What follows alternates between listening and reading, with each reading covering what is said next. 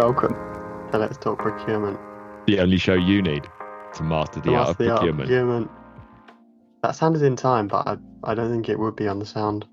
Let's see. Anyway, today we've got a special episode for you of Let's Talk Procurement. We've got Big Nige, the supplier relationship manager. Big Nige, yep. We've already heard what he's got to say because we're recording this before the episode, so a bit of inception. How do you think it went? After we recorded this after the episode, not before. Oh, yeah, same thing. Well, I think Nige did a great job. I think I did all right, and you turned up. So overall, pretty good episode. Well, that's all I need to do, isn't it? Turn up, and the viewers will come. Whereas you guys have actually got to put a bit of work into being attractive to the listeners. Yeah, that's true. So don't forget to email us. It's 2lukes1sip@gmail.com. That is number 2, Luke's plural, the number 1, CIP@gmail.com. We are giving the listener who emails in at a certain exact time a £50 prize. We're not going to reveal that time to you. You just have to email us, and if it's at the specific right time, then that's when you get the prize. But we're not going to tell you when the time is. So do I have to say anything on the email, or is it just? No, don't have to say anything. But it could be 50 years in the future. So if you're listening to this after the first apocalypse, but before the second apocalypse, then yeah, you could still be in with a chance. And if we're still alive, then we'll give you the... I was going to say that one of us is surviving. I'm not sure about that. Procurement's not really a desirable survival skill. Maybe one of us caused the apocalypse with something that we will later make an episode of a procurement duck up on. 2lukes1sip@gmail.com. That is written in the description below, because it's not that great to explain out loud. Also, we have a text us button, so if you click that, you can drop us a message and it comes straight in to our little hosting platform, where we can get your messages and we can read them out loud in an upcoming episode. So that's a lovely one. We also have a Twitter that we don't use, also known as X. We don't use that. I think the algorithm got a bit messed up and it started showing sort of photos from a very particular football team, and it's kind of messed up our whole plan. And then we've got the Let's Talk Procurement Instagram, so that is active, so give us a follow on that. Drop us a cheeky message in the DMs and we'll get back to you, and enjoy some of the outrageous photos that are on there. Yeah. Anyway, I think I'd say put your seatbelts on, because this one's going to be absolutely lovely. You're really going to get to know Nige, get to know what it's all about with supply and management, and I think you're going to be dropping 5 stars all around us. Do I say see you later, or see you in a bit? See you in a bit. In a bit.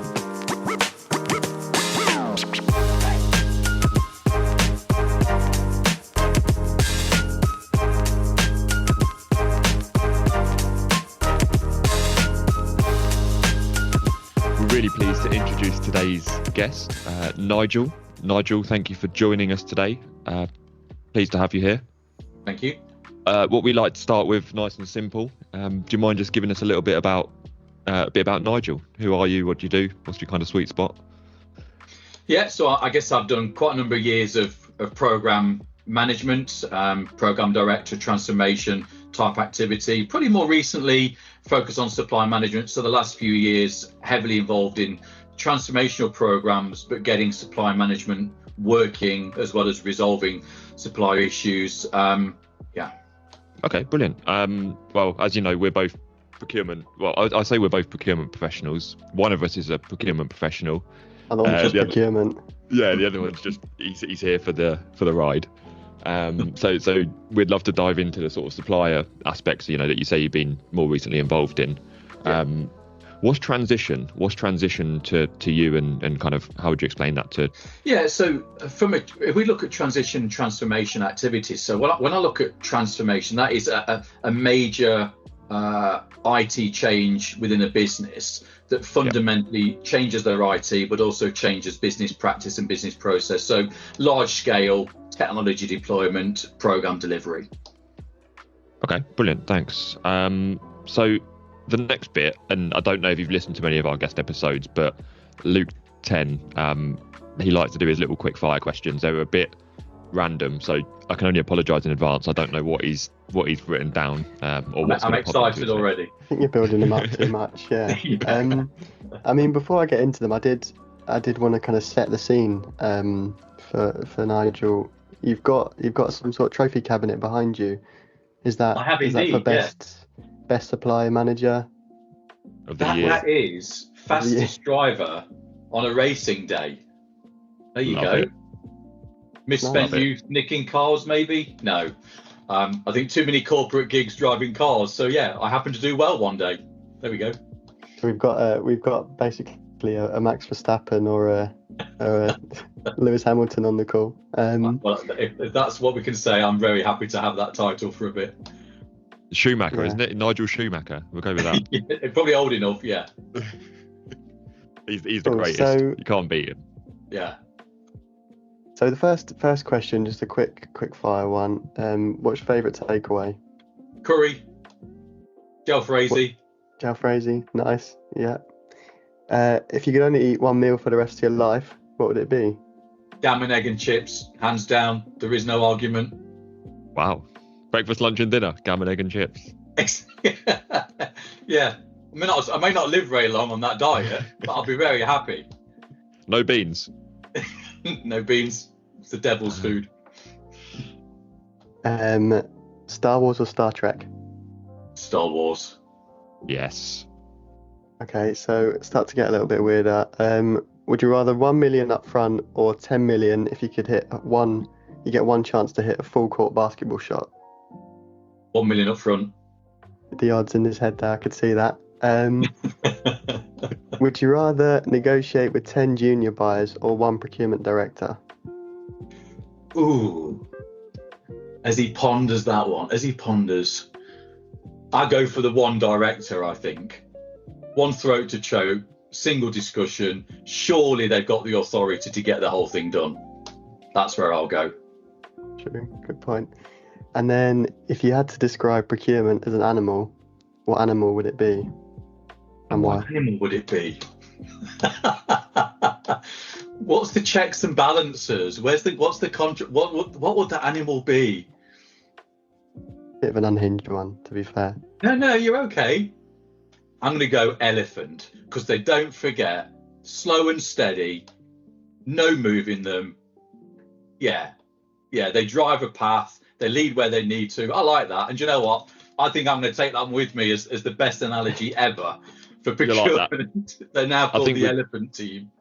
We'll call all of our sales guys at the suppliers side. They're all the poachers that are just after us. They're out to get us. So I like that.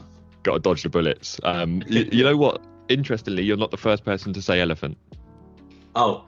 Although we did get a completely different rationale, I think, from the previous guest who said elephant. I think she may have panicked and just said elephant because it was the first thing that came to her head, and said you know when procurement's in the room, basically.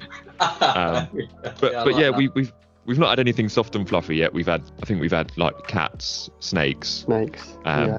elephants. You don't want to be a snake, do you? Well, when you look into it, connotation. when you look That's into what it, we they're said. thick-skinned. They True. they can take on things that are bigger than they are. Yeah. They're adaptable. Shed new skins to adapt to their environment. So we'll take it. Yeah, Take it. I like So, that. yeah, brilliant. Was that the last one, Luke? Yeah, that was the last one of the quick fires. Nice. Sorry, I know you get a bit unhinged and carried away, so they weren't too bad there today. Wasn't too bad. So, Nigel, what I guess I'd love to ask you is, what is supplier relationship management, and kind of what does it mean to you, and why do we care? Yeah, and it's I think it's an area of a program that gets often overlooked and I think overcomplicated in what we think it could be. So for me, it kind of runs in a couple of threads really. One is just fundamentally getting some good supply management process and governance in place, and I'll talk about that as a separate thing. But the second part, and probably more fundamental, is getting the right relationships and the right trust between a customer and supplier. I think when you've got that established, you've got a way better chance of resolving any kind of issues that are bound to happen. You know, when you work in complex programs, what the program plan you write at the very start very rarely carries on for very long before it gets rewritten. So you're going to have problems. And if the first time you talk to your supplier is when you've got a massive issue and you've got no relationship and you've got no trust, I think that's a real difficult conversation to have. I think for me, supply management is getting all the framework and structure in place, not just about the process, but that's important. But so it's not the first time you've spoken to the team of suppliers that you've got working. And I think if you get those two elements right, some good governance and some good relationships, that is what my objective is. So the end game here is you're trying to manage time, cost and quality to get a program delivered. Yeah. So if that's about mitigating risk, and that is risk against supplier delivery, then what you need to do is manage that properly and not casually. I think there has to be a conscious activity of supply managing, not one where quite often, well, they attend my project meeting, therefore I'm supply managing. It's not the same thing. No, I like that, because that kind of trails off where my brain was kind of going a little bit, because quite often, well, at least from what I've seen, supply management is often bolted on to somebody else's role. So you very rarely see the supplier relationship manager or someone who is wearing that hat as a predominant part of their role, unless you're talking, huge programs. We kind of see maybe a project manager or a delivery lead or a solutioner who, just because they, like you say, they're frequently talking to the supplier, they're just labelled as the relationship manager. But I guess that probably doesn't result in good supplier relationship management. I think it's there's probably levels of maturity on supply management to do it properly. So if what we're saying is you've got someone accountable for that supplier's delivery into a program, it's not a bad start to have someone consciously accountable to think, right, I've got to make sure this is working. That's not a bad level, but I think that needs a lot of extra layers adding, as you said, as you scale up the complexity of programs and the money associated with a failure to deliver. You've got to put the extra layers on to get that working. So a project manager, yes, under a relatively small project or program, probably can wear both hats. But I think they've got to do that with the right framework around them as well. So it can't just be you're classed as the supply manager, and as long as the supplier attends your meetings, that's it, you're doing a good job. How are you? It's a multifaceted role. But if you're starting off by saying the project manager does it, I think that's really common. That it is an overlooked role, and it's not just overlooked in as far as someone actually carrying out that activity, but also what that role really needs to be successful. It's not someone that's an out-and-out project person probably won't have all the experience to supply and manage, because you start touching commercial, you start touching finance, you start touching relationship management, arbitration. So the broader set of skills that supply managers have is a bit more than, do I know my way around a Gantt chart and a project plan? With the greatest respect, there's more experience they probably need to bring to be okay at doing that.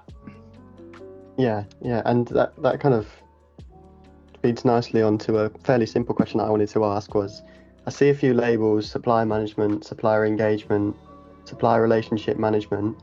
Is there a difference between any of those terms, and what does it mean? Yeah, very much so. And I think, again, it comes down to scale. So if you look at, let's take an example of supplier relationship management, what we might find in organizations where you have a supplier touching either multiple projects within that customer, or they're involved in the business of that customer, and that is across a strategic engagement to say, right, this supplier is part of a solution we are taking to the market. That's a bit more than come in and do 10 days of work for us and we can project manage you. That is, you're building probably a go-to-market strategy, a solution, a proposition. Again, supply relationship manager, you'd want someone overseeing that entire relationship into the business. You might have a business sponsor. So it just keeps going up the hierarchy for me, really. At a basic level, we look at a supplier performance manager. That quite often can be the project manager who's the main touch point for that supplier, and they do a bit of extra governance. They might have performance reviews, they might have some extra metrics they apply.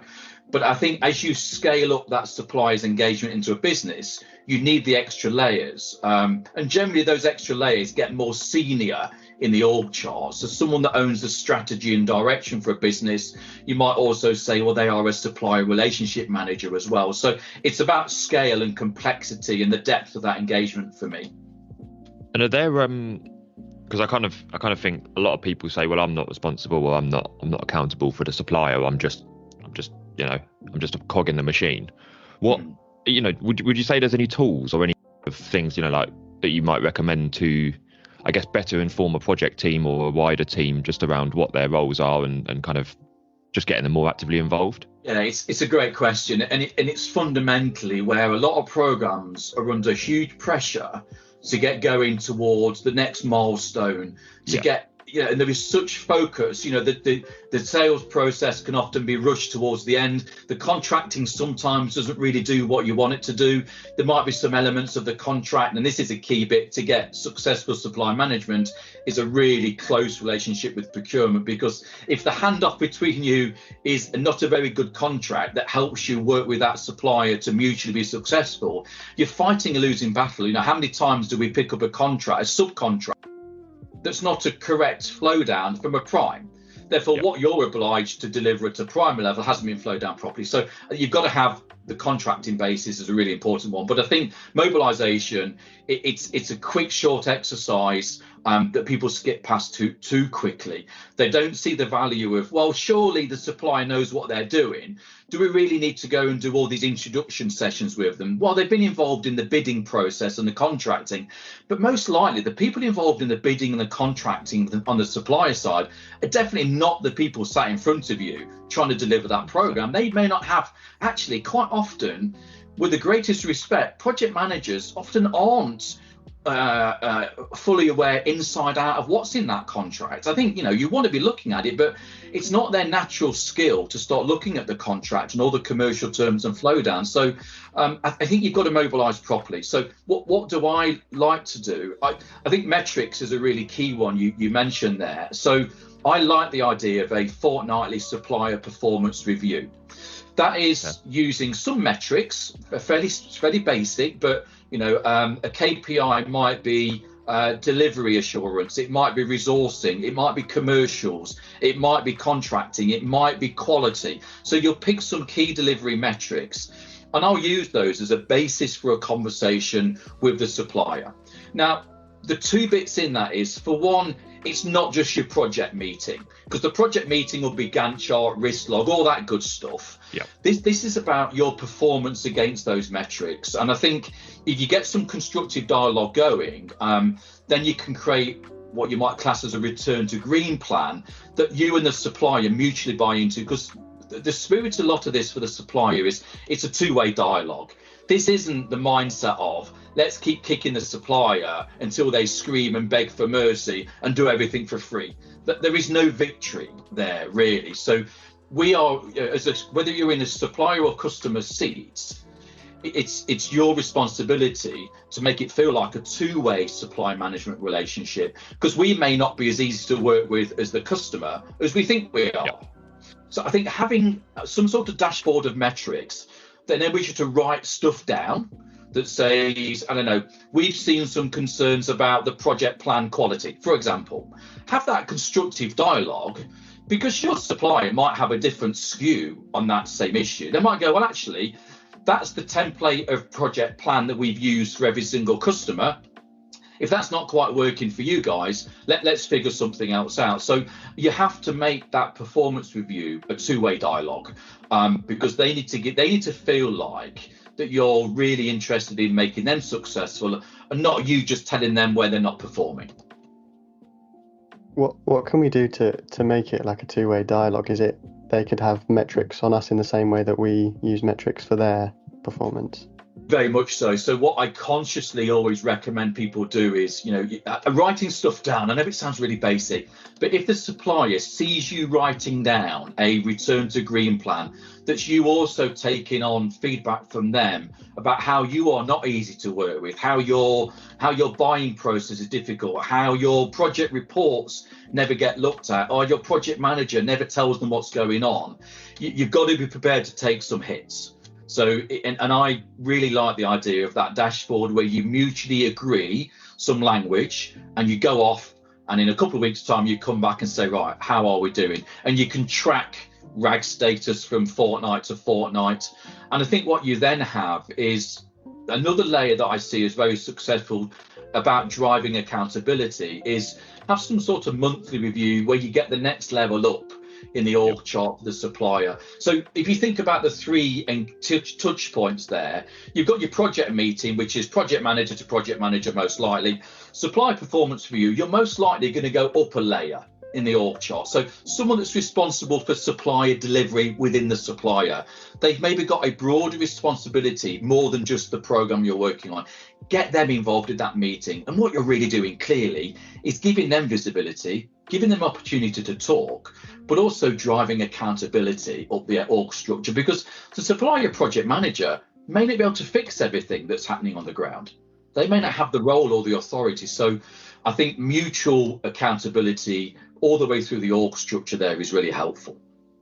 So from the procurement perspective, we have different types of suppliers. We quite often talk about our well, I think in a previous episode we called it our ASL, approved supplier list. It sounds a bit sus, but the approved supplier list, or the PSL, the preferred supplier list. I know the business are obviously kind of, are they an approved supplier, blah blah blah. But procurement kind of go one further than that, and we break it down. You've got like a strategic supplier. You do have your approved suppliers, and then you've kind of got your restricted use suppliers, for example. And I guess what we've discussed so far would probably work from a procurement perspective very well with our strategic suppliers. The bit I would question you on is for our potentially approved or routine suppliers. So let's just say at a basic level, we're buying pens from BIC. We're buying BIC pens direct from BIC. It's a fairly routine purchase, and we're buying them every quarter, and we're just restocking our supplies. Would the supplier relationship aspect of it look different for something that is just a routine / fairly mundane kind of purchase? A little less exotic. How do you get the balance of obviously the costs of running supplier relationship management versus the actual practicalities of the contract and maybe the value of the contract? It's a good one. So yes, you have to slice it accordingly. I've seen organisations that have got probably circa 30 supplier manager type roles, and they are going very heavy into supply managing to quite a low level of supplier. So like you said there, someone that's supplying pens, do you really want to warrant a percentage of someone's time to supply manage that? Actually, it depends how you look at it, because there's one aspect of supplier management which say, I think good communication across your supplier base is key. So it might be, you might categorize that supplier as they are a low risk, high volume type supplier. However, some communication is useful to go out to them, because that supplier may have more available to you that you're not aware of. So if that supplier is in constant dialogue with you to some degree, maybe there's a quarterly newsletter goes out from the business to suppliers that talks about what your business is doing, that might elicit some responses back from suppliers that you weren't really thinking about. So I think keeping in touch with them, but to an appropriate level, you have to define that in that model. Now, depending on how procurement work and how supply management work, and how the business works, you might find that we say, actually, those suppliers there, they will sit within a procurement category manager type role, and we might get some quarterly dialogue via an email, and that's about all we're going to do. But I think making a conscious definition of that and going, we recognise we've got hundreds of suppliers. There's no way you're going to put a performance meeting in for each of those. But I think you might find some of those suppliers go through a supplier maturity and become more relevant to you because you've carried on talking to them. You know, who's to say the one that's supplying the pens hasn't also got an amazing Oracle practice that you weren't aware of? You send them a newsletter, go, oh, by the way, we've got an Oracle practice. Can we come and talk to you? So I think it's almost like you nurture those relationships, don't you? You keep in touch to an appropriate level, but cut it accordingly. No, that's fantastic, and I love the fact you just mentioned the life cycle there, because on my very, very poorly written notepad, I did write something down around exit planning. Now, you know, when you get into marriage, you know, you don't do your exit planning then. You think it's going to work out forever, but you haven't got your prenup and you get taken to the cleaners. How important is that in the supplier relationship management world, you know, to consider exit planning kind of as early as possible? Yeah, we're seeing a lot of programs. There is such focus on, let's call it the transformation phase, your all-out delivery phase, and again, you run so hard and fast at a bunch of milestones trying to get live, and hopefully that's where you do get to pretty quickly, and often too late in the day do you involve your operational service ops, service delivery, BAU colleagues in that process. So for a start, you've got to get your own organisation, your operational side of the business involved way earlier than what a lot of people think. It can sometimes feel too many times a program is being thrown over the wall into operations, and the same happens with suppliers. There is a very different governance you'd wrap around a supplier in a transformation phase of activity, as opposed to when you'd have them in a service operation, service delivery phase of activity. Because you're now talking about OLAs and SLAs, you're talking about measures and service credits, different set of stakeholders, different set of meetings. So actually, on that sort of program, I consciously look at a transition plan through to operations of your suppliers. So classically, of course, you have a transition plan of that transformational IT being moved into operations, and that has a transition activity.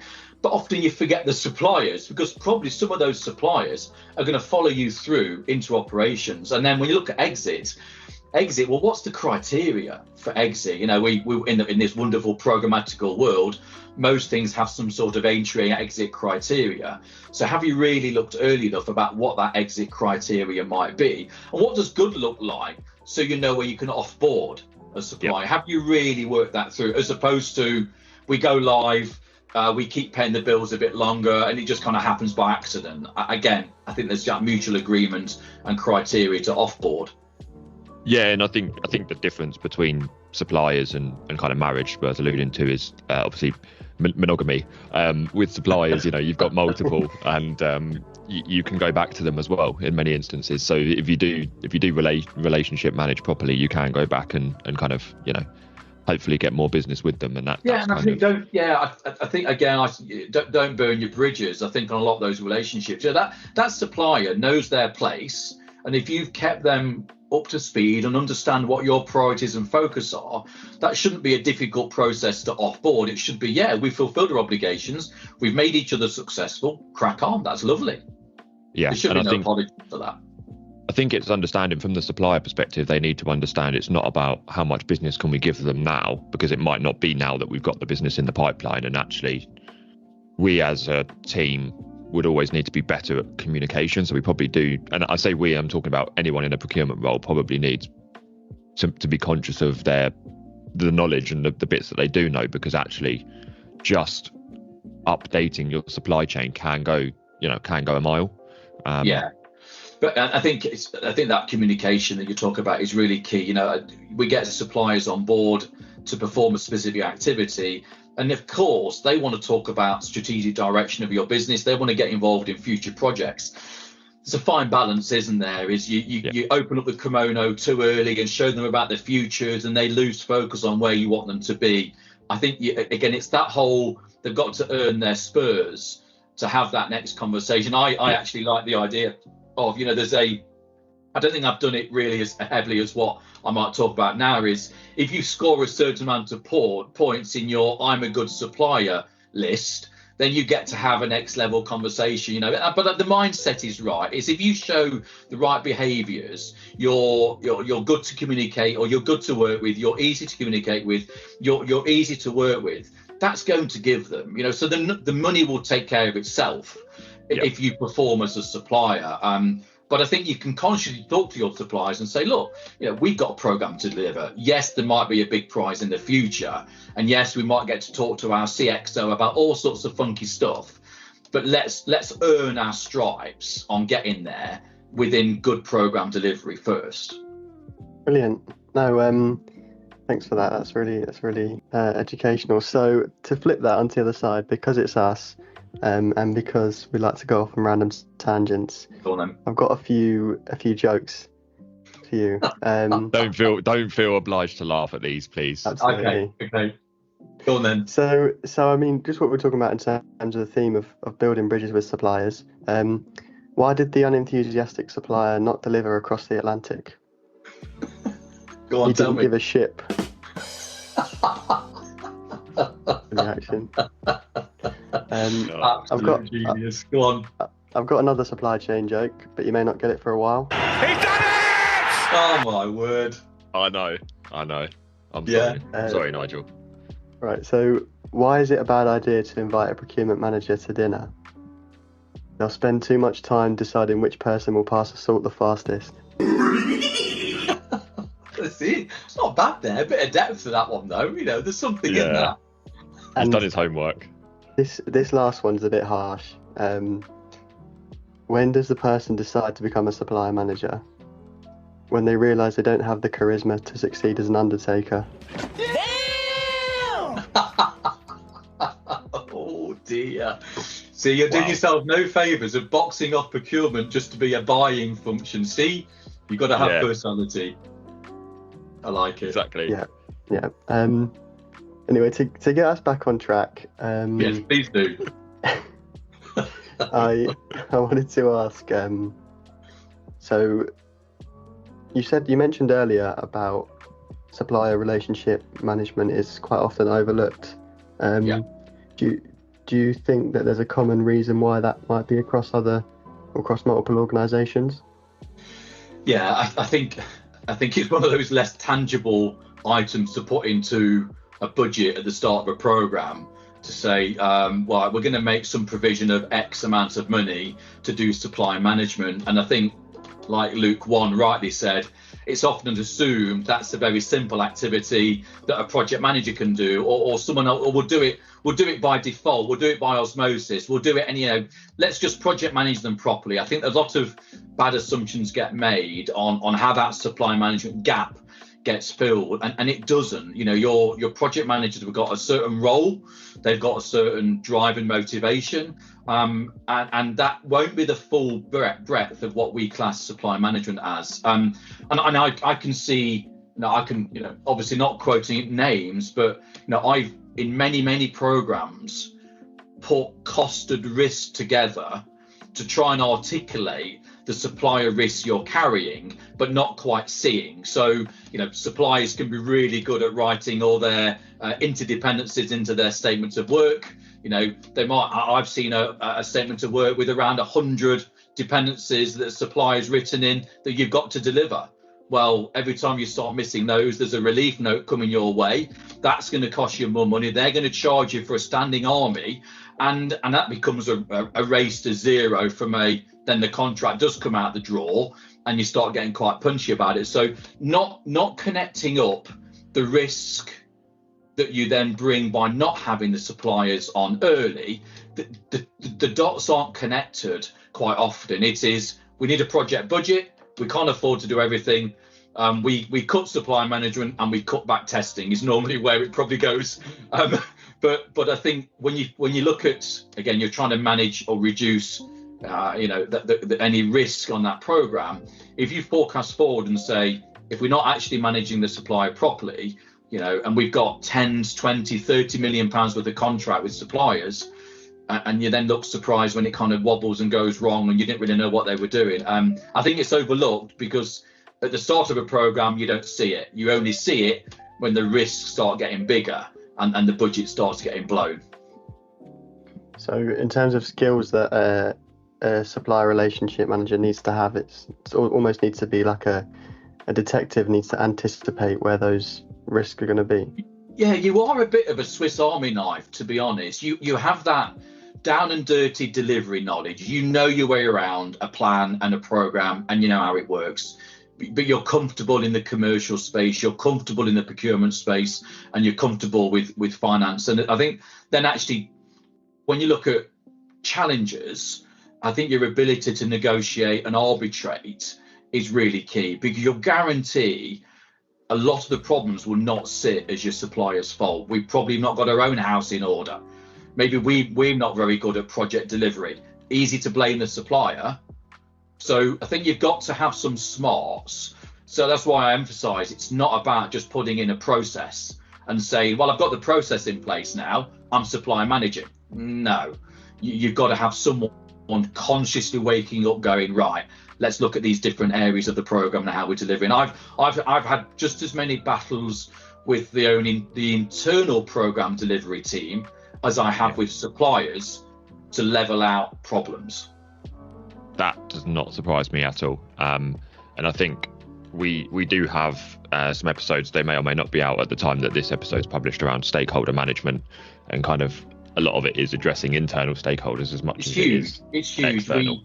We're too rose tinted at times as to how well we're doing ourselves, and quite often our own MI and reporting and metrics doesn't quite tease out what's actually going on. So I always recommend, when you're supplier managing, sit in all the project meetings, get an understanding of really what's happening in those project meetings. Sit in whether it's a board meeting or a steering meeting, just sit in those meetings and have a really agnostic view of that meeting. And you'll often sit there going, I don't think we're doing a good job ourselves. I think we're making ourselves hard to work with. I think we're skipping past some of the supplier risks that they're raising. I don't think we're listening to them. So I think as a good supply manager, sit there and be prepared to recognise you may not have your own house in order. And that's where a lot of that supply management success comes from, is be prepared to go back in and say, guys, we can stop looking at the supplier. We've got to get our own house in order. We're not looking good ourselves here. And I've had many occasions where we've had to do that.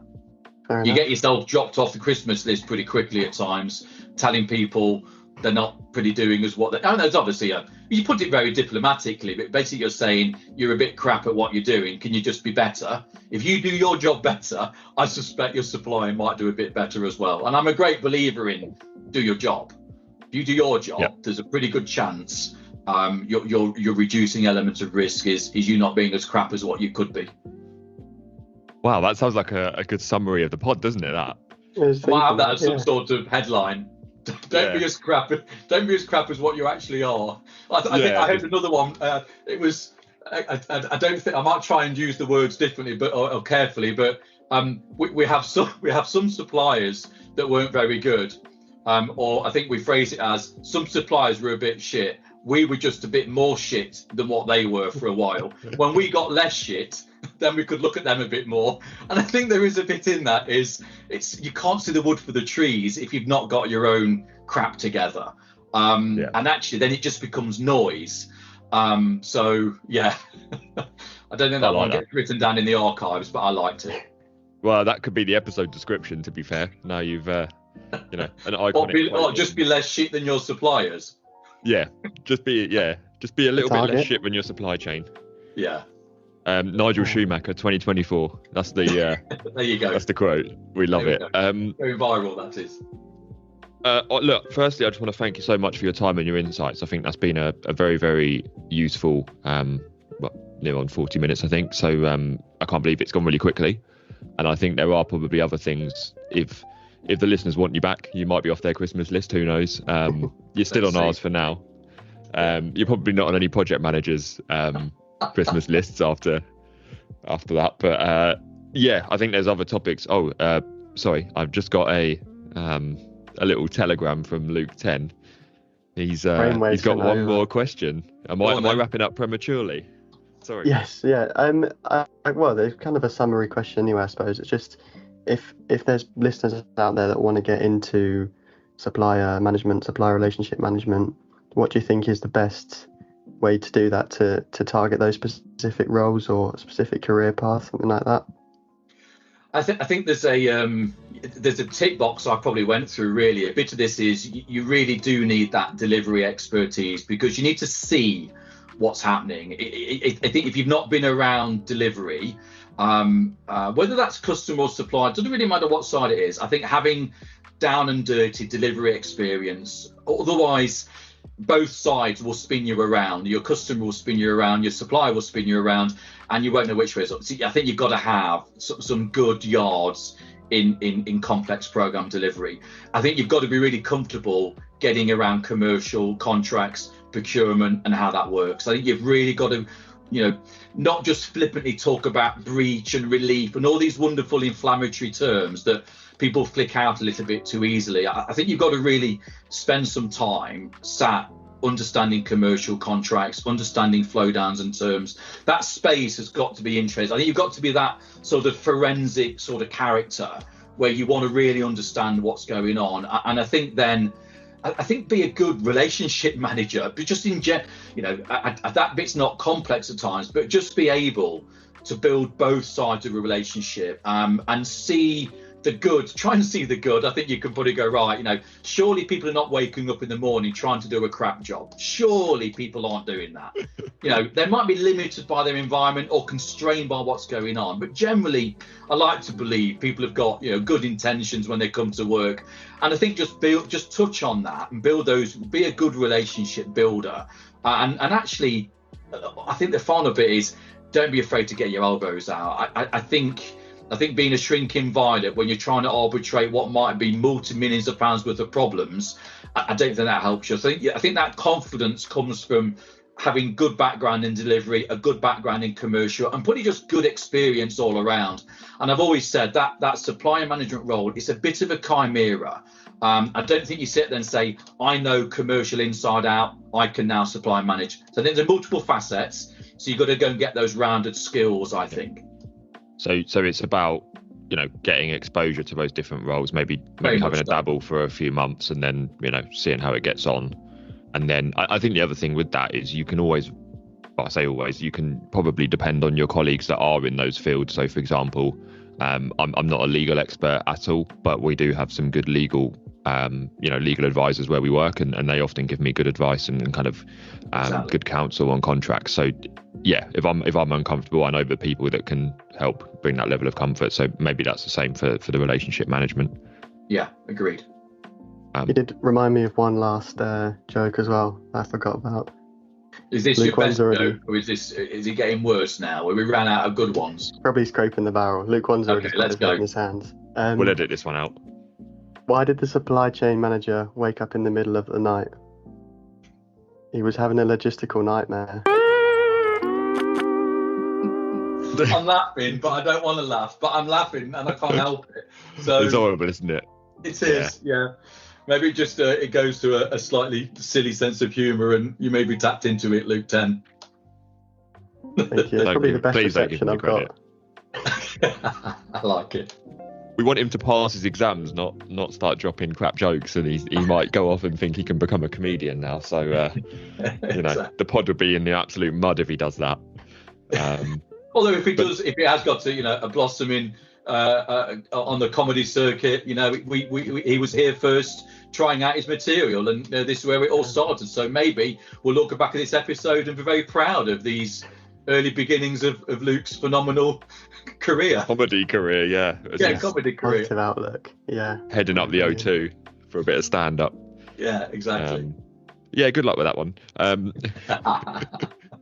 Yeah, brilliant. So Nigel, look, thank you so much. Really appreciate it. And Pleasure. I think as we get a bit further down the line in our stakeholder series where we're diving into it and kind of looking at some intricacies, we may well tap you back up and kind of. I think Luke 10's keen on some role play. I'm not sure about that myself, but yeah, maybe we'll figure something out and we'll get you to display your relationship management skills for the wonderful listeners. That's fine. I've enjoyed it, gents. Thank you so much. Cheers, thanks. Cheers. All right, take care. Wow. So that was the big Nige episode. We hope you enjoyed. Again, if you want to get in touch with us, our email is 2lukes1sip@gmail.com. Number 2, Lukes plural, number 1, CIP@gmail.com. Why does it never sound easy? Like, you know, we're kind of a few episodes in and it still sounds like a bit of an awkward email, that one. But we love it. So please do get in touch. We love you, the listeners. Oh, we do. We really, really do. Every single one of you, actually. From Denise to the unknowns in Qatar. We're very grateful.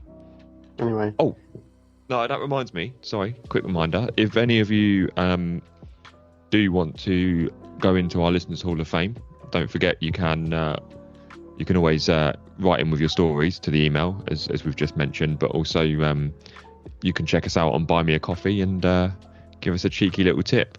We are partial to a nice tip, so thank you very much. On that note, see you later. See you later.